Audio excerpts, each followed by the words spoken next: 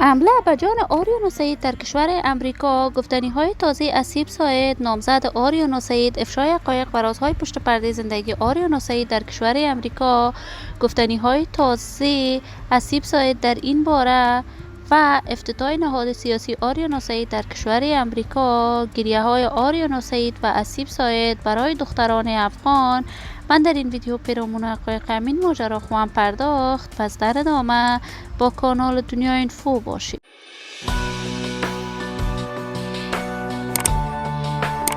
سلام و سلامتی نثار تک تک از شما دوزاران نهایت ترجمنده کانال دنیا اینفو. شما را خوش آمدید میگم و یکی دیگر از ویدیوهای جذاب دیدن این کانال. برای حمایت بیشتر از کانال دنیا اینفو علامت سابسکرایب را فشار دهید تا بیننده ویدیوهای جذاب دیدنی کانال دنیا اینفو باشید. آریون سعید، دختر خانم هنرمند، چهره شناخته شده و مطرح در میان صفحات مجازی افغانستان، هنرمند بی‌بدیل، هنرمند محبوب که لقب ملکه دلها را از طرف دوزاران و طرفدارانش در مدت خیلی کوتاهی کسب کرد. آریون سعید عاشقانه هنر موسیقیش را در میان مردم افغانستان گسترش می دهد.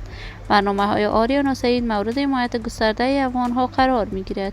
این دختر خانم هنرمند از سال 2008 بدین طرف به طور مسلکی آهنگ می سراید و آهنگهایش چنان رشد خوبی در میان جوانان افغانستان داشته است که همه دوزاران و طرفدارانش را شیفته خود ساخته است. آریون سعید برای دفاع از حقوق زنان افغان در کشور امریکا نهاد سیاسی ساخته است. تازه تصاویر آریون سعید در صفحات مجازی رد و بدل می شود که این دختر خانم هنرمند در کشور امریکا از یک سوی قصد جان به سلامت برده است. گفتنی های تازه اسیب ساید نامزد آریون سعید در این باره موج حمایت ها را به همراه داشته است. اسیب ساید مدت 4 سال می شود با آریون سعید به طور رسمی نامزد شده است. هرچند اسیب مدیر برنامه های آریون سعید بوده است. من هم آرزوی موفقیت، کامیابی و سعادت برای آریون سعید و اسیب ساید از بارگاه عزت الله ازال تمنا دارم. دوستان همراهان نهایت ارجمند کانال دنیا اینفو، شما هم نظریاتتان را در بخش کامنت با من شریک بسازید. این ویدیو را با دوستان و طرفداران آریون سعید و اسیب ساید به اشتراک بگذارید.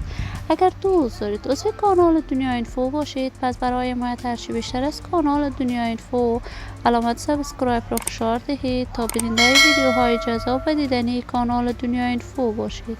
تا درود دیگر، هر یک از شما نازنینان نهایت ترجمنده کانال دنیا اینفو را به الله منان امانت گذاشتم. موفق کامیاب باشید.